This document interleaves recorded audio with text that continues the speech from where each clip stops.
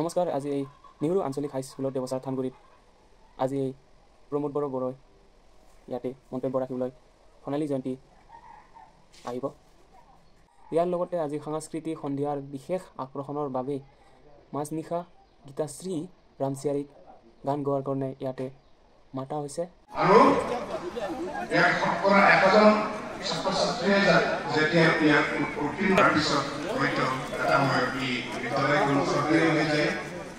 চৰকাৰীকৰণ হোৱাৰ পিছত ইয়ালৈকে শিক্ষক আহিবলৈ আগ্ৰহ কৰে। আমি শিক্ষক শিক্ষয়িত্ৰী পাম। আমাৰ আৰ্টছৰ শ্ৰীমূলকতে আমি বিজ্ঞানৰ শিক্ষয়িত্ৰী পাম। লাহে লাহে আমাক ইয়াত মাল্টিপাৰ্পাছ ধৰণৰ বহুমুখী বিদ্যালয়ৰ বা ভকেশ্যনেল ষ্ট্ৰীমো আমি আৰম্ভ কৰা পাওঁ। গতিকে বিদ্যালয় এখনৰ যাত্ৰা, বিদ্যালয় এখনৰ জয়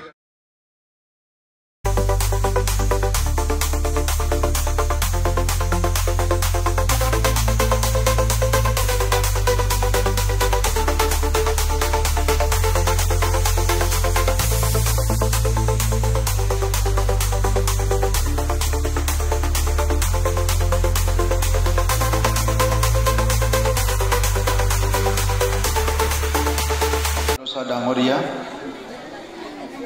আজিৰ এই সভাত উপস্থিত হোৱা আমাৰ অতিথি, আমাৰ এজন সক্ৰিয় সমাজকৰ্মী, সমাজক ভাল পোৱা, আমাৰ আজিৰ সময়ত আমন্ত্ৰিত আমাৰ অতিথিসকল, এইখন বিদ্যালয়ৰ প্ৰধান শিক্ষক ডাঙৰীয়া আৰু সকলো শিক্ষাগুৰুসকল, বিদ্যালয়ৰ মেনেজিং কমিটিৰ সভাপতি আৰু মেম্বাৰসকল, অভিভাৱকসকল আৰু মৰমৰ ছাত্ৰ, গুণগত শিক্ষা ল'ব, মানৱ সম্পদ হ'ব আৰু সমাজক নেতৃত্ব দিব। আৰু এই কথাখিনি আজি মই আহি ইয়াত শুনি পেলাই ভাল লাগিছে। ইয়াৰে পৰা পঢ়ি যোৱা ছাত্ৰ এতিয়া পুলিচ অফিচাৰ হৈ আছে, PhD কৰিছে, বেংক অফিচাৰ হৈছে, বহুতে হয়তো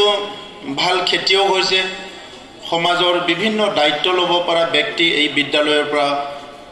ইতিমধ্যে প্ৰডাক্ট হৈছে বা ওলাই গৈছে।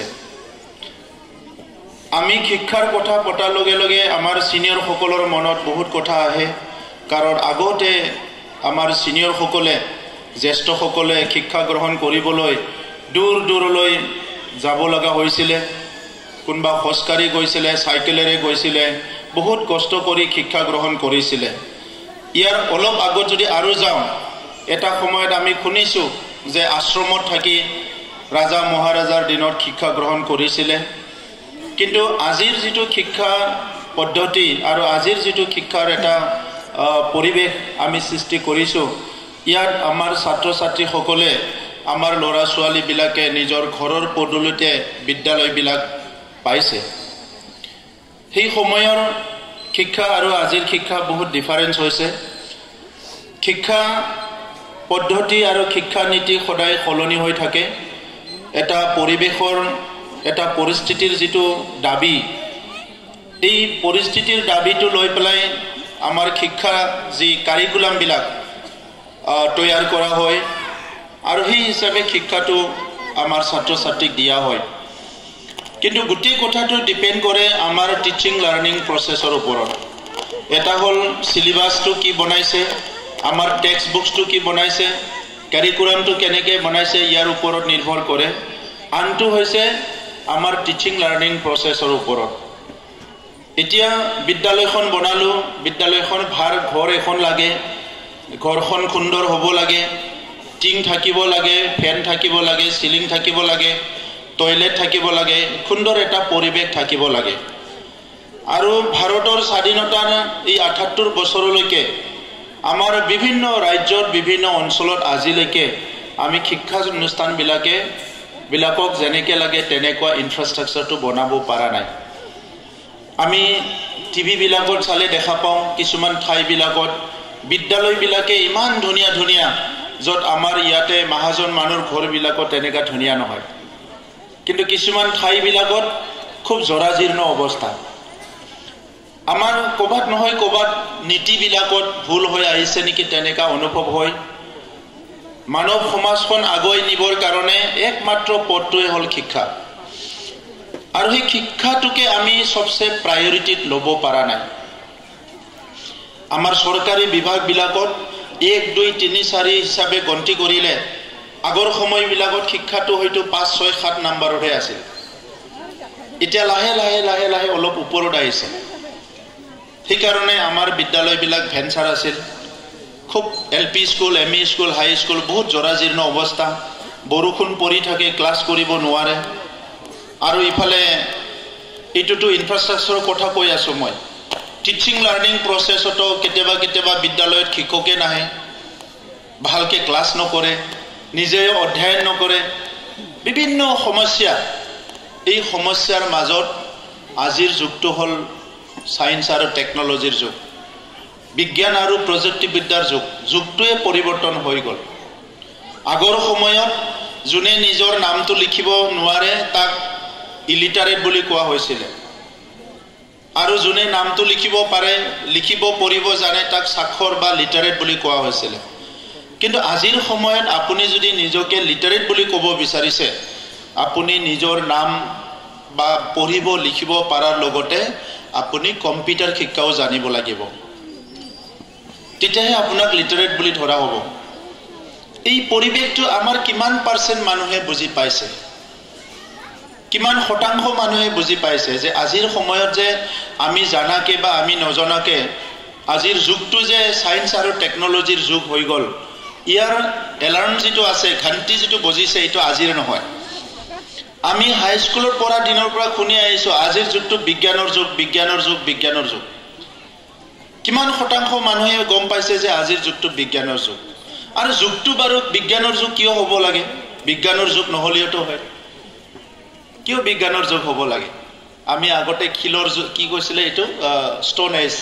অসমীয়াত কি কৈছিলে লোহাৰ যুগ এইটো খিলৰ যুগ কিবা কিবি তেনেকা যুগবিলাক আমি এনশিয়েন্ট এজত আমাৰ পুৰণা সময়ত বিভক্ত কৰিছিল এনেকা আহি এতিয়া বিজ্ঞানৰ যুগ আৰম্ভ হ'ল বিজ্ঞানটো এই কাৰণে লাগে বিজ্ঞানটো সদায় কিহৰ ওপৰত বেছ কৰে এক্সপেৰিমেন্টৰ ওপৰত যেটো টেস্টেড হয় এইটো বিজ্ঞান হয় ইয়াৰ দ্বাৰা মই আপোনাৰ ওচৰলৈ মই ইয়াত লাহেকে কৈছো কিন্তু ইয়াত হাজাৰ মানুহে শুনিছে আৰু এটো বনাবৰ কাৰণে এনে কোনোবা মানে হঠাৎ গছ এডাল কাটিলে নাঙল কটাৰ নিচিনা কাটিলে এনেকা বনোৱা নাই এটো এক্সপেৰিমেন্ট কৰিছে গতিকে বিজ্ঞান হিটিয়ে হয় তো আজিৰ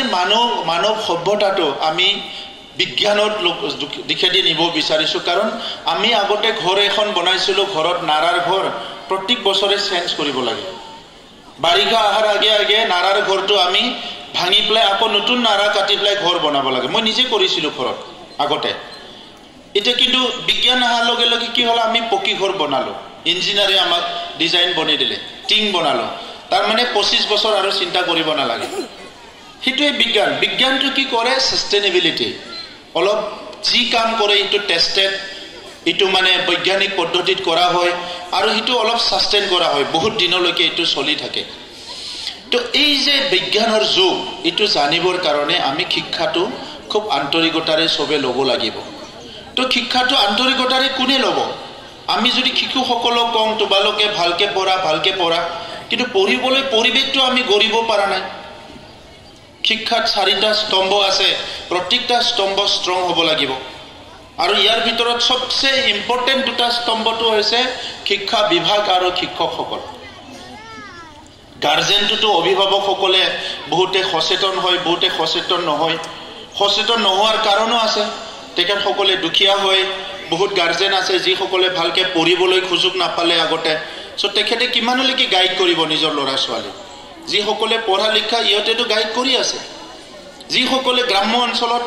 মানে বেছি শতাংশ গাৰ্জেন থাকে যিসকলে নিজে বহুত বেছি পঢ়া লিখা নহয় সেইসকলে গাৰ্জেন সকলে ইমান গাইড কৰিব নোৱাৰে গতিকে আমাৰ মা দেউতা সকলে কি কৈছিলে সৰুতে যে এই স্কুলত গলেহে মই ৰক্ষা পাওঁ আৰু বুলি কেনে তাৰ মানে ভাবে যে শিক্ষকৰ ওচৰত আহি পোৱাৰ লগে লগে নিজৰ ল'ৰাজন সেফ হৈ আৰু জ্ঞানৰ ওচৰত গ'ল সি কিবা এটা পোহৰ পাই আহিব সেইটো ভাবে কিন্তু আনপিনেদি শিক্ষকসকলৰো ইমান সিৰিয়াছনেছ নাই মই দেৱচৰাৰ কথা কোৱা নাই ওভাৰঅল কথা কৈছোঁ মই শিক্ষাৰ দায়িত্ব লৈ আছোঁ কাউন্সিলত মই এইকাৰণে ল'লো যে বহুত বছৰ আগৰ পৰা প্ৰায় 1996 পৰা মই শিক্ষাৰ লগত জড়িত হৈ কাম কৰি আছিলোঁ ছাত্ৰ সংগঠনত থকা সময়ত আৰু এই সময়ৰ পৰা দেখিছোঁ যে যেতিয়া শিক্ষকসকলৰ মিটিং মাতা হয় 300 জন যদি মাতে 90 জন আহে মিটিঙত 300 জন শিক্ষক মাতিলে 90 জন মিটিঙত এটেণ্ড কৰে আৰু মই পিছত চৰকাৰত আহি দেখিলোঁ অফিচাৰসকলৰো বহুতৰে ইণ্টাৰেষ্ট নাই মই বহুত জায়গাত মিটিং কৰিলোঁ ৰিভিউ মিটিং এদিনাখন এটা জায়গাত মই গ'লো যে এই বিঅ'ৰ আণ্ডাৰত কিমান স্কুল আছে টোটেল 444 না কিবা এটা স্কুল আছে নাম্বাৰটো 444 এটা বিঅ'ৰ আণ্ডাৰত মই বিঅ'জনক সুধিলোঁ যে আপুনি কিমান দিন হ'ল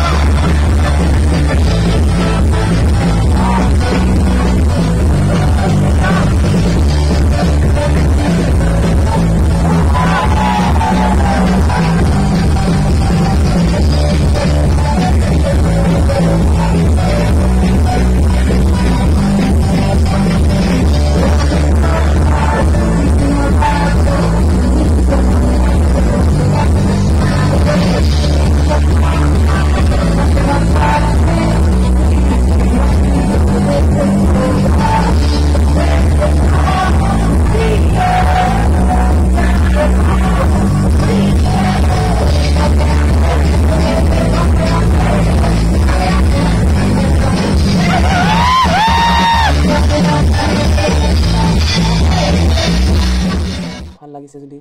লাইক সাবস্ক্রাইব শেয়ার সব কৰি দিব